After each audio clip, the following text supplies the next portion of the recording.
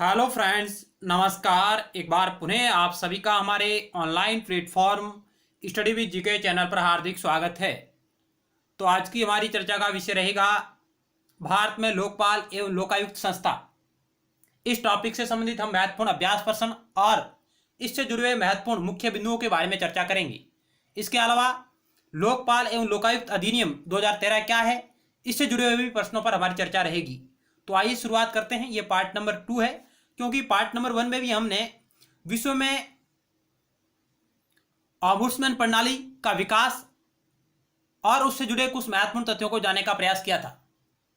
तो आइए शुरुआत करते हैं टू द पॉइंट। यदि आप लोग पहली बार हमारे इस चैनल को देख रहे हैं और आपने अभी तक इसे सब्सक्राइब नहीं किया तो आप इसे जरूर सब्सक्राइब करें और उसके बाद पास बने बेल के आइकन को भी जरूर दबाएं, ताकि नेक्स्ट टाइम वीडियो सीरीज का नोटिफिकेशन आपके पास तुरंत पहुंच जाए।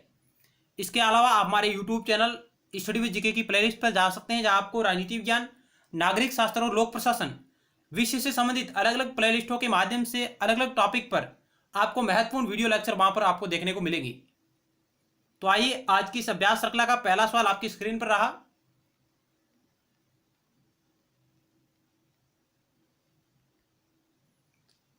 सवाल नंबर 1, लोकपाल बिल, लोकपाल तथा लोकायुक्त अधिनियम 2013 भारत में कब से लागू हुआ था? 1 जनवरी 2013, 1 जनवरी 2014, 16 जनवरी 2014, 16 जनवरी 2013। लागू कब से हुआ?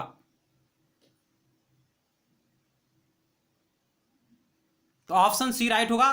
16 जनवरी 2014 को यह लागू हुआ था, क्योंकि 16 जनवरी 2014 को लोकपाल तथा लोकायुक्त अधिनियम 2013 जिसे भारत के राजपत्र में प्रकाशित किया गया और उसी तिथि से यह लागू माना गया। 1 जनवरी 2014 को भारत के राष्ट्रपति ने इस पर अपना हस्ताक्षर किए और इसे स्वीकृति प्रदान की। इस सवाल का राइट उत्तर होगा ऑप्शन सी, 16 जनवरी 2014। अगला सवाल आपकी स्क्रीन पर है। भारत के किस राज्य में फाइल टू फिल, खेतों तक संचिकाएं कार्यक्रम अपनाया गया? दिल्ली, जम्मू कश्मीर, राजस्थान, केरल। राज्य या केंद्र शासित प्रदेश, भारत के किस राज्य या केंद्र शासित प्रदेश में फाइल टू फिल, खेतों तक संचिकाएं कार्यक्रम अपनाया गया? तो इस सवाल का ऑप्शन डी राइट होगा, केरल में, क्योंकि इस कार्यक्रम के तहत उच्च अधिकारी जमीनी स्तर पर जाकर लोगों की शिकायतों का निवारण करते हैं। तो ऑप्शन डी राइट होगा। अगला सवाल आपकी स्क्रीन पर रहा। दुनिया में ऑम्बुड्समैन संस्था पहली बार कब गठित हुई? 1800, 1809, 1815, 1845। तो ऑप्शन बी राइट होगा, 1809 में, स्वीडन में।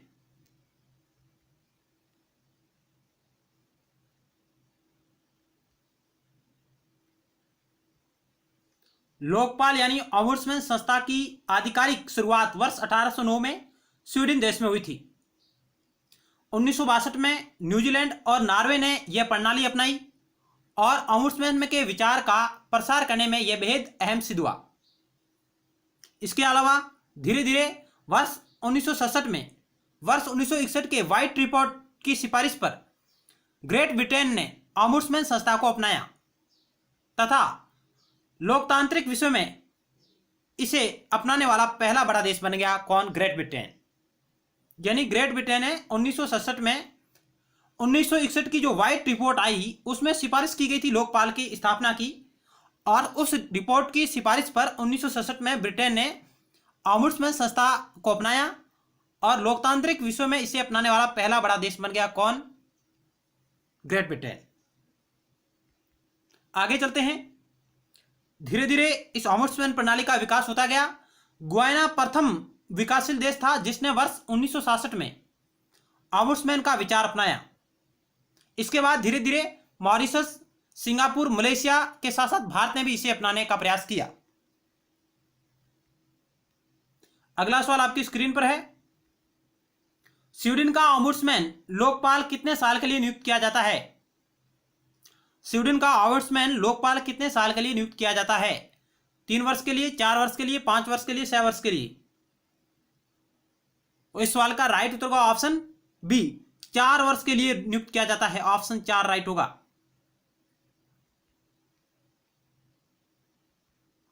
स्वीडन में ओम्बुड्समैन को राष्ट्रपति द्वारा 4 वर्ष के लिए नामजद यानी नियुक्त किया जाता है और वह देश के सर्वश्रेष्ठ न्यायविद और सर्वोच्च न्यायालय के न्यायाधीशों में से होता है। यानी वहां का जो ओम्बुड्समैन है वह देश के सर्वश्रेष्ठ न्यायविद और सर्वोच्च न्यायालय के न्यायाधीशों में से एक होता है और प्रत्येक वर्ष संसद के प्रारंभिक सत्र में उसका वार्षिक प्रतिवेदन प्रस्तुत किया जाता है, यानी ओम्बुड्समैन का। और वहां पर 4 साल के लिए उसकी नियुक्ति होती है और राष्ट्रपति द्वारा की जाती है। अगला सवाल 5 नंबर आपकी स्क्रीन पर है।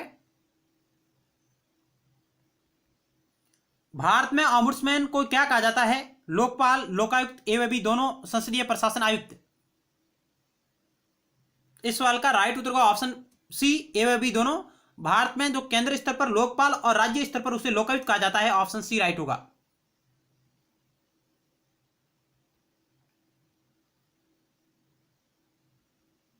लोकपाल तथा लोकायुक्त अधिनियम 2013 ने संघ यानी केंद्र के लिए लोकपाल और राज्यों के लिए लोकायुक्त संस्था की व्यवस्था की है। यह संस्थाएं बिना किसी संवैधानिक दर्जे वाले वैधानिक निकाय है, यानी संविधान में से किसी प्रकार का संवैधानिक दर्जा नहीं प्राप्त है। ये संस्थाएं ओम्बुड्समैन का कार्य करते हैं और कुछ निश्चित श्रेणी के सरकारी अधिकारियों के विरुद्ध लगे भ्रष्टाचार के आरोपों की जांच भी करते हैं। अगला सवाल आपकी स्क्रीन पर है 6 नंबर। कौन सा प्रथम राष्ट्रकुल देश है जिन्होंने 1962 में ओम्बुड्समैन प्रणाली को पार्लियामेंट्री कमिश्नर फॉर इन्वेस्टिगेशन संसदीय जांच आयुक्त के रूप में अपनाया? Bharat, Australia, England, New Zealand. वह कौन सा प्रथम राष्ट्रकुल देश है जिन्होंने 1962 में ओम्बुड्समैन प्रणाली को पार्लियामेंट्री कमिश्नर फॉर इन्वेस्टिगेशन संसदीय जांच आयुक्त के रूप में अपनाया? तो ऑप्शन डी राइट होगा, न्यूजीलैंड। लोकपाल शब्द सर्वप्रथम किसने दिया? एन.ए. अयंगर, मोरारजी देसाई, एल.एम. सिंघवी, एन.के. जैन। भारत में लोकपाल शब्द सर्वप्रथम लक्ष्मीमल सिंघवी द्वारा प्रस्तुत किया गया था, दिया गया था। ऑप्शन सी राइट होगा, लक्ष्मीमल सिंघवी, एल.एम. सिंघवी। अगला सवाल 8 नंबर आपकी स्क्रीन पर है। लोकपाल संस्था के अध्यक्ष एवं सदस्यों का कार्यकाल होता है 3 वर्ष या 70 वर्ष की आयु तक, 7 वर्ष या 70 वर्ष की आयु तक, 5 वर्ष या 70 वर्ष की आयु तक, 5 वर्ष या 65 वर्ष की आयु तक। इस सवाल का राइट उत्तर होगा ऑप्शन सी, 5 वर्ष या 70 वर्ष की आयु तक। इनमें से जो भी पहले हो, ऑप्शन सी राइट होगा।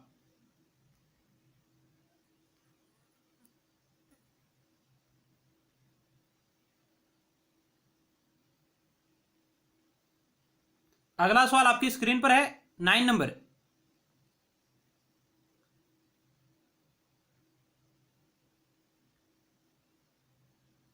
ओम्बुड्समैन को भारत में लोकपाल एवं लोकायुक्त के नाम से जानते हैं। इस विषय में निम्नलिखित कथनों में से सही पर विचार कीजिए। 4 ऑप्शन आपके समक्ष रहे, ए, बी, सी और डी। आपको राइट उत्तर ऑप्शन का चयन करना है। ऑप्शन ए, भारत में लोकपाल और लोकायुक्त की स्थापना का सुझाव द्वितीय प्रशासनिक सुधार आयोग के द्वारा दिया गया था। ऑप्शन बी, संसद में पहला लोकपाल विधेयक वर्ष 1968 में चौथी लोकसभा में प्रस्तुत किया गया था। ऑप्शन सी, लोकपाल और लोकायुक्त विधेयक 2011 को 116वें संविधान संशोधन अधिनियम 2011 के तहत संवैधानिक दर्जा प्राप्त है। और ऑप्शन डी, उपरोक्त सभी। क्या होगा इस सवाल का राइट उत्तर? आपको भारत में लोकपाल और लोकायुक्त संस्था के बारे में सत्य कथन का चयन करना है। तो आइए, ऑप्शन बी राइट होगा, केवल बी राइट, क्योंकि ऑप्शन पहला गलत है। क्योंकि भारत में लोकपाल और लोकायुक्त की स्थापना का सुझाव द्वितीय प्रशासनिक सुधार आयोग के द्वारा दिया गया था, नहीं दिया गया था। प्रथम प्रशासनिक सुधार आयोग जिसने सिफारिश की थी इसकी। संसद में पहला लोकपाल विधेयक वर्ष 1968 में चौथी लोकसभा में प्रस्तुत किया गया, बिल्कुल राइट है। और ऑप्शन सी भी गलत है, इसे संविधान में कोई संवैधानिक दर्जा प्राप्त नहीं है। ऑप्शन बी राइट होगा केवल। अगला सवाल आपकी स्क्रीन पर रहा।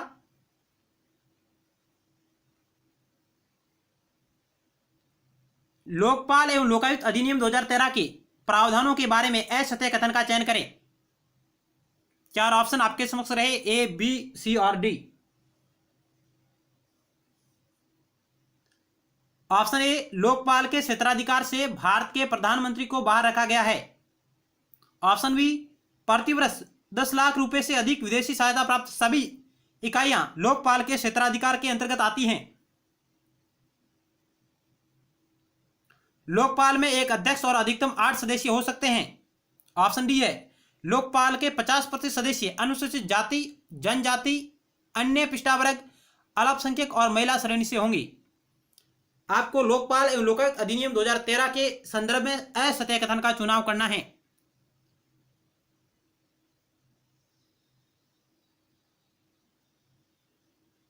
तो आइए राइट उत्तर को चेक करते हैं। ऑप्शन ए आपका राइट होगा, जो बिल्कुल असत्य कथन है, क्योंकि लोकपाल के क्षेत्राधिकार से भारत के प्रधानमंत्री को बाहर रखा नहीं गया है।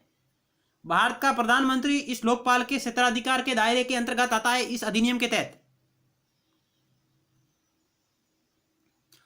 बाकी बी सी डी बिल्कुल सही है। प्रतिवर्ष 10 लाख रुपए से अधिक विदेशी सहायता प्राप्त सभी इकाइयां लोकपाल के क्षेत्राधिकार के अंतर्गत आती है, बिल्कुल राइट है। लोकपाल में एक अध्यक्ष और अधिकतम 8 सदस्य हो सकते हैं, ये बात भी बिल्कुल राइट है। और लोकपाल के 50% सदस्य अनुसूचित जाति, जनजाति, अन्य पिछड़ा वर्ग व अल्पसंख्यक और महिला श्रेणी से हो गए, ये कथन भी बिल्कुल राइट है। केवल ऑप्शन ए है जो बिल्कुल गलत है।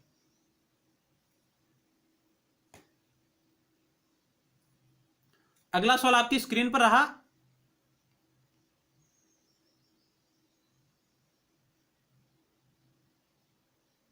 इलेवन नंबर, लोकपाल में एक अध्यक्ष एवं अधिकतम 8 सदस्य होंगे, जिसमें रिक्त स्थान सदस्य अनुसूचित जाति, जनजाति, अन्य पिछड़ा वर्ग, अल्पसंख्यक वर्ग तथा महिलाओं के बीच से होंगे।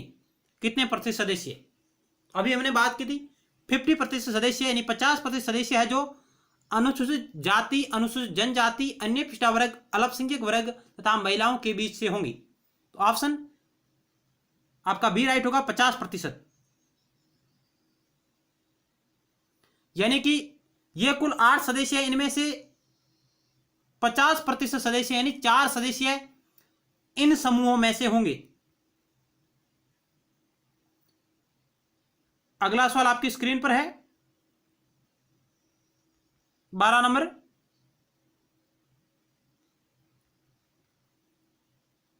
निम्नलिखित में से किस राज्य में सर्वप्रथम लोकायुक्त संस्था की स्थापना की गई? महाराष्ट्र, ओडिशा, बिहार, राजस्थान। भारत का वह पहला राज्य जहां पर लोकायुक्त संस्था की स्थापना हुई। तो ऑप्शन ए राइट होगा, महाराष्ट्र में। कब हुई? 1971 में। उसके बाद राजस्थान में 1973 में।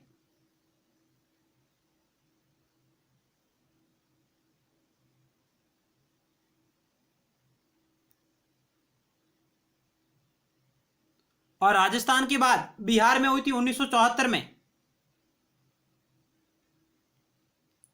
लेकिन ओडिशा है जो भारत का ऐसा पहला राज्य है जिसने पहले कानून बनाया, यानी लोकायुक्त अधिनियम पहली बार पारित करने वाला कोई राज्य है तो वह है ओडिशा। और इसने 1970 में यह अपना अधिनियम बना चुका था, लेकिन यहां पर इस संस्था की स्थापना 1983 में हुई है। यानी भारत में लोकायुक्त अधिनियम पारित करने वाला देश का पहला राज्य कौन सा है? तो आपका उत्तर होगा ओडिशा, जहां उन्होंने 1970 में इस कानून को पारित किया, लेकिन वहां पर इस संस्था की जो स्थापना है 1983 में हुई है। लेकिन सर्वप्रथम लोकायुक्त संस्था की स्थापना करने वाला पहला राज्य है वो है महाराष्ट्र, जिसने 1971 में इस संस्था की स्थापना कर चुका है। ऑप्शन ए आपका राइट होगा। अगला सवाल 13 नंबर आपकी स्क्रीन पर रहा। निम्नलिखित कथनों पर विचार करें। ऑप्शन ए कथन पहला है कि 2005 में गठित दूसरे प्रशासनिक सुधार आयोग ने सिफारिश की कि लोकपाल को एक संवैधानिक दर्जा दिया जाए और उसका नाम बदलकर राष्ट्रीय लोकायुक्त कर दिया जाए। दूसरा कथन है, एथिक्स इन गवर्नेंस पर अपनी चौथी रिपोर्ट में आयोग ने कहा सभी स्तरों पर शासन में अधिक पारदर्शिता और जवाबदेही लाने के लिए कदम उठाने की सिफारिश है। एथिक्स इन गवर्नेंस जो द्वितीय प्रशासनिक सुधार आयोग की चौथी रिपोर्ट थी।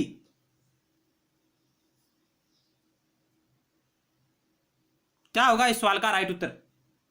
उपरोक्त कथनों में से कौन सा सही है वो आपको चयन करना है।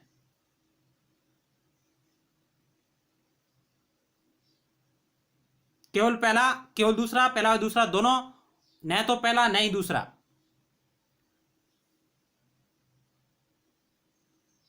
तो राइट उत्तर का ऑप्शन सी, ये दोनों कथन बिल्कुल राइट है। द्वितीय प्रशासनिक सुधार आयोग का गठन 2005 में हुआ और इस आयोग ने सिफारिश की कि लोकपाल को एक संवैधानिक दर्जा दिया जाना चाहिए और उसका नाम बदलकर राष्ट्रीय लोकायुक्त कर दिया जाए।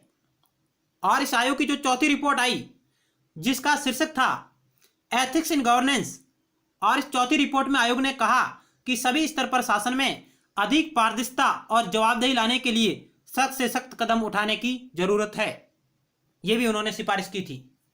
तो ऑप्शन सी राइट होगा। अगला सवाल आपकी स्क्रीन पर है। आपके लिए सवाल रहेगा कि द्वितीय प्रशासनिक सुधार आयोग की पहली रिपोर्ट का शीर्षक क्या है। द्वितीय प्रशासनिक सुधार आयोग की पहली रिपोर्ट का शीर्षक क्या था, जिसका उत्तर आप कमेंट बॉक्स के माध्यम से देंगे। अगला सवाल आपकी स्क्रीन पर रहा 14 नंबर। सर्वप्रथम लोकायुक्त अधिनियम पारित करने वाला भारत का पहला राज्य कौन सा था मित्रों? ये सवाल आ गया आपके समक्ष। महाराष्ट्र, राजस्थान, गोवा, ओडिशा।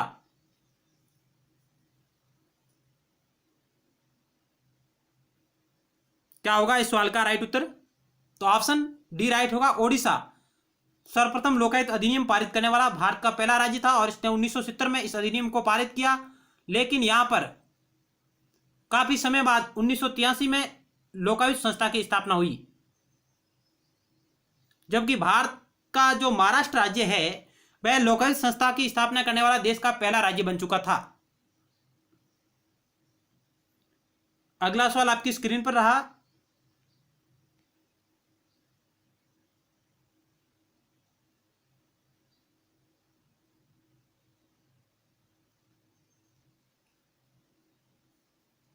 सवाल नंबर 15, भारत के किस राज्य में लोकायुक्त सबसे अंत में लागू हुआ? असम, त्रिपुरा, गोवा, सभी। क्या राइट होगा इस सवाल का उत्तर? सबसे अंत में लागू हुआ वह राज्य कौन सा है? तो उत्तर होगा ऑप्शन सी, गोवा में। गोवा में 2011 में लागू हुआ था और उससे पहले त्रिपुरा में 2008 में लागू हुआ। यानी भारत का गोवा वह राज्य है जहां पर लोकायुक्त सबसे अंत में लागू हुआ है।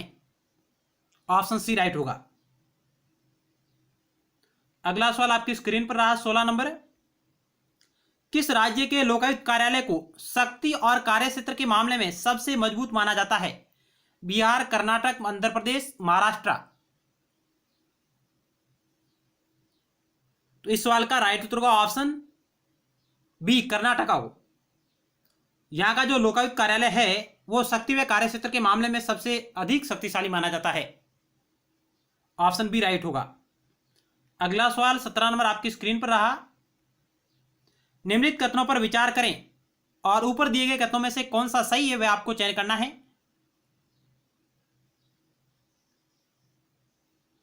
कथन पहला है कि लोकपाल एक सरकारी अधिकारी है जो उच्च सरकारी अधिकारियों के खिलाफ नागरिकों की शिकायतों की जांच करता है। और कथन दूसरा है कि केंद्रीय सतर्कता आयोग सीवीसी को राज्य सरकार के प्रशासनिक अधिकारियों के साथ साथ संघ सरकार के भ्रष्टाचार के आरोपों की जांच करने के लिए बनाया गया है। क्या होगा इस सवाल का राइट उत्तर? तो ऑप्शन ए राइट होगा, केवल पहला है जो सही है। अगला सवाल आपकी स्क्रीन पर रहा 18 नंबर।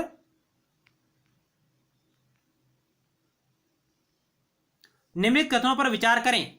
1966 में स्थापित प्रशासनिक सुधार आयोग ने केंद्र में लोकपाल और राज्यों में लोकायुक्तों की 2 स्तरीय मशीनरी के गठन की सिफारिश की। और दूसरा कथन है कि पीडी देशमुख 1966 में स्थापित प्रशासनिक सुधार आयोग के अध्यक्ष थे। उपरोक्त कथनों में से कौन सा सही है? आपको सही कूट का चयन करना है।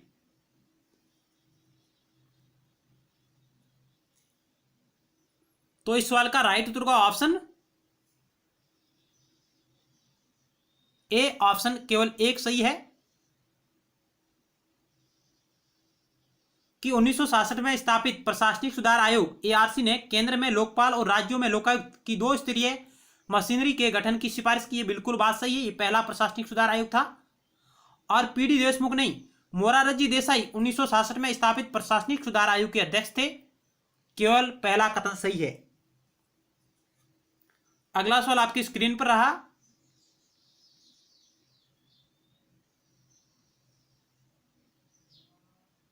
उन्नीस नंबर, निम्नलिखित कथनों पर विचार करें और उपरोक्त कथनों में से कौन सा सही है वो आपको चयन करना है। पहला कथन है कि लोकपाल विधेयक पहली बार 1968 में संसद में चौथी लोकसभा के दौरान प्रस्तुत किया गया था। और दूसरा कथन है कि एनसीडब्ल्यूआरसी 2002 ने अपनी रिपोर्ट में सिफारिश की गई संविधान में संशोधन कर एक प्रावधान किया गया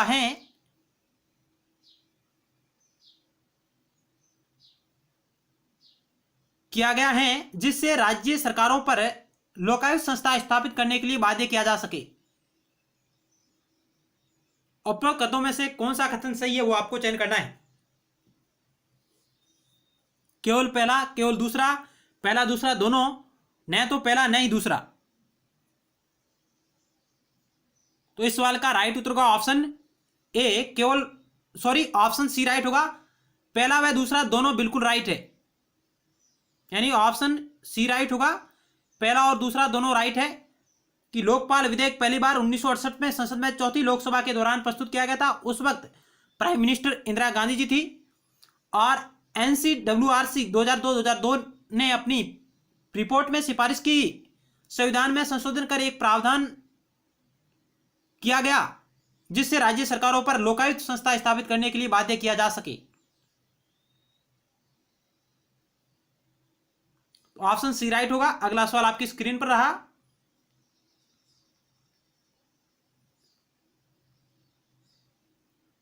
भारत के वर्तमान में लोकपाल कौन है? पीसी चाको, पिनाकी चंद्र घोष, सीपी शर्मा, सीपी घोष। तो इस सवाल का राइट उत्तर होगा ऑप्शन बी, पिनाकी चंद्र घोष, यानी पीसी घोष जो भारत के वर्तमान में लोकपाल है, जिनकी नियुक्ति 2019 में हुई है। तो ऑप्शन बी राइट होगा।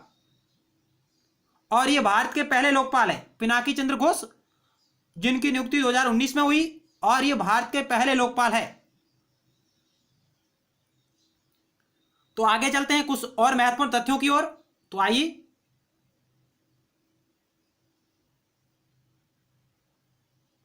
लोकपाल एवं लोकायुक्त शब्द का प्रख्यात विधिवेता डॉक्टर एल.एम. सिंघवी ने पेश किया, यानी शब्द को दिया था उन्होंने।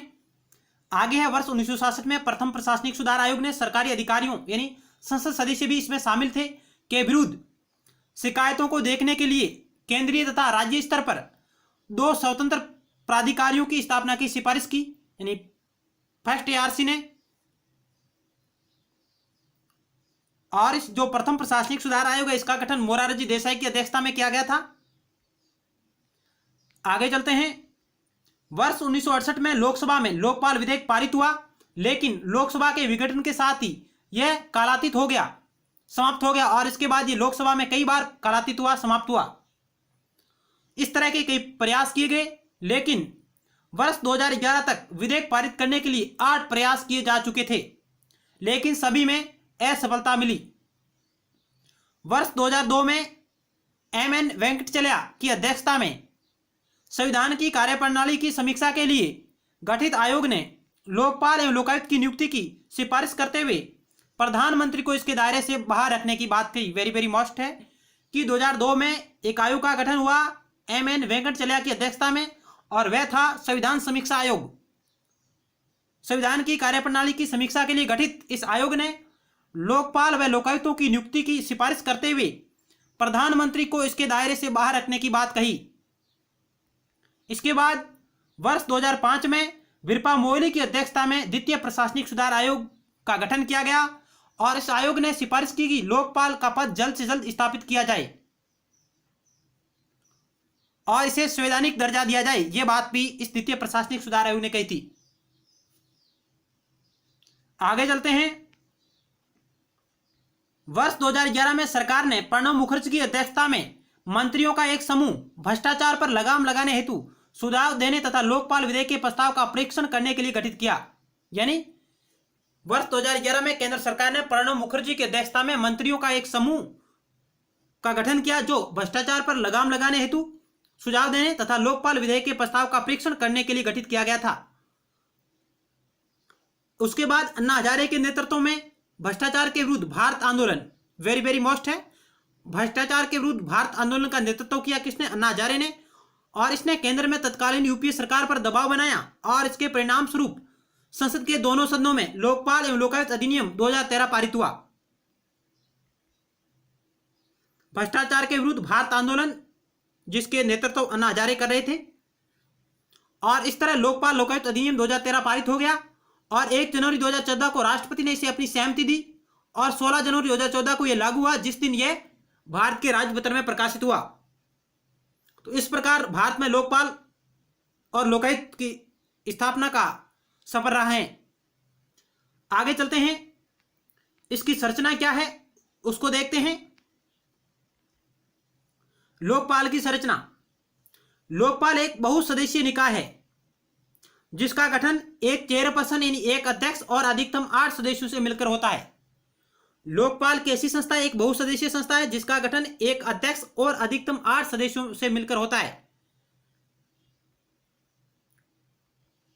लोकपाल संस्था का जो अध्यक्ष या तो भारत का पूर्व मुख्य न्यायाधीश होगा या सर्वोच्च न्यायालय का पूर्व न्यायाधीश या असंदिग्ध सत्यनिष्ठा व प्रकांड योग्यता का प्रख्यात व्यक्ति होना चाहिए जिसके पास भ्रष्टाचार निरोधी नीति सार्वजनिक प्रशासन का अनुभव होना चाहिए, वही व्यक्ति इस पद पर आ सकता है। यानी लोकपाल संस्था का अध्यक्ष कौन बनेगा?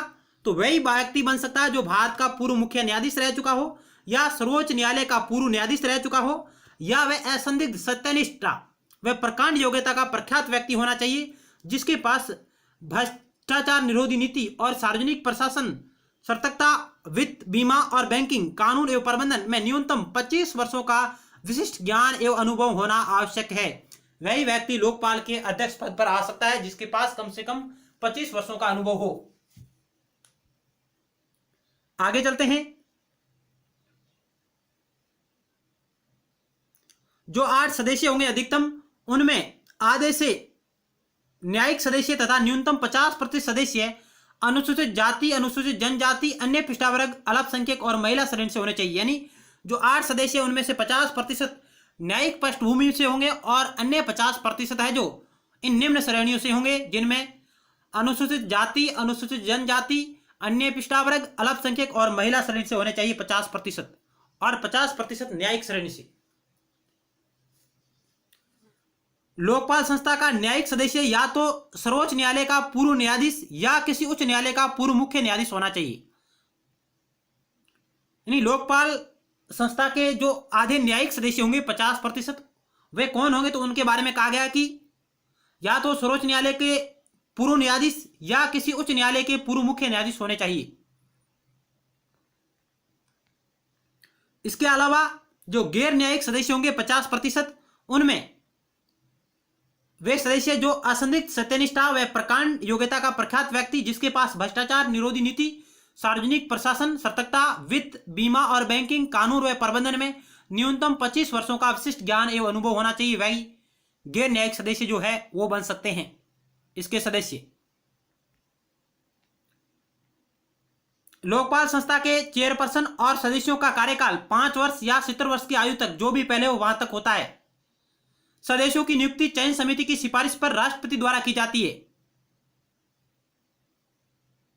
यानी लोकपाल संस्था जिसके अध्यक्ष व सदस्यों की नियुक्ति है जो एक चयन समिति की सिफारिश पर राष्ट्रपति द्वारा की जाती है।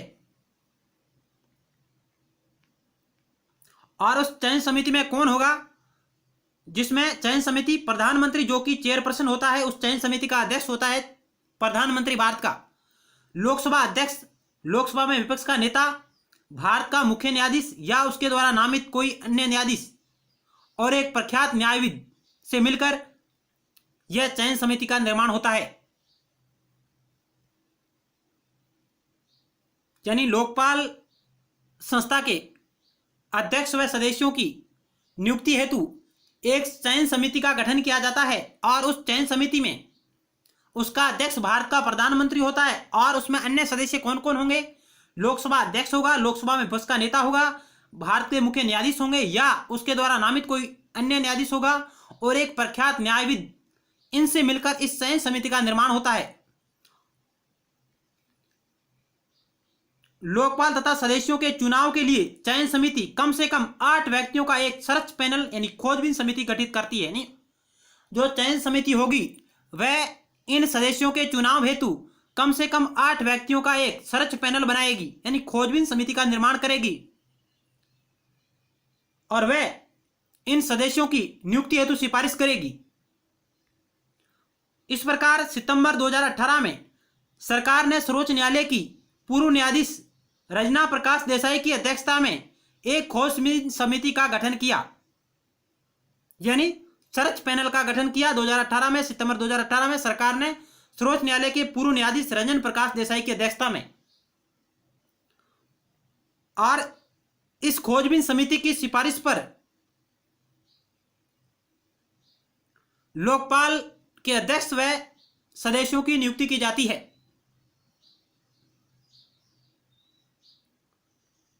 2013 का अधिनियम यह भी प्रावधान करता है कि सभी राज्य सरकारें इस अधिनियम के लागू होने के 1 साल के अंदर लोकायुक्त का पद स्थापित करें। यानी 2013 का अधिनियम यह प्रावधान करता है कि सभी राज्य सरकारें इस अधिनियम के लागू होने के 1 साल के अंदर लोकायुक्त का पद स्थापित करें। यह प्रावधान किया गया। लोकपाल का क्षेत्राधिकार एवं शक्तियां क्या है उनको जानते हैं। लोकपाल के क्षेत्राधिकार में प्रधानमंत्री, मंत्री, संसद सदस्य, समूह ए, बी, सी और डी के अधिकारी तथा केंद्र सरकार के अधिकारी शामिल होते हैं। यानी उसके क्षेत्राधिकार में कौन कौन आएगा? तो प्रधानमंत्री, मंत्री, संसद सदस्य, समूह ए, बी, सी, डी के अधिकारी और केंद्र सरकार के अधिकारी शामिल होते हैं। इनके अलावा इनका क्षेत्राधिकार लोकपाल का प्रधानमंत्री पर क्षेत्राधिकार केवल भ्रष्टाचार के उन आरोपों तक सीमित रहेगा जो कि अंतर्राष्ट्रीय संबंधों, सुरक्षा, लोक व्यवस्था, परमाणु ऊर्जा और अंतरिक्ष से संबंध न हो, वहां तक। आगे संसद में कही गई किसी बात या दिए गए वोट के लिए मामलों में मंत्रियों या सांसदों पर लोकपाल का कोई क्षेत्राधिकार नहीं होगा। यानी संसद में कही गई किसी बात या विचार या वोट के मामलों में मंत्रियों या सांसदों पर लोकपाल का कोई क्षेत्राधिकार नहीं रहेगा। यह बात भी स्पष्ट की गई है। इसके अलावा इसके क्षेत्राधिकार में वह व्यक्ति भी शामिल हैं जो ऐसे किसी निकाय या समिति का प्रभारी यानी निर्देशक या प्रबंधक या सचिव हैं या रहा है जो केंद्रीय कानून द्वारा स्थापित हो या किसी अन्य संस्था का जो केंद्रीय सरकार द्वारा वित्त पोषित या नियंत्रित हो और कोई अन्य व्यक्ति जिसने घूस देने या लेने में सहयोग दिया हो, उन सभी अधिकारियों, पदाधिकारियों, मंत्रियों पर इसका क्षेत्राधिकार रहेगा।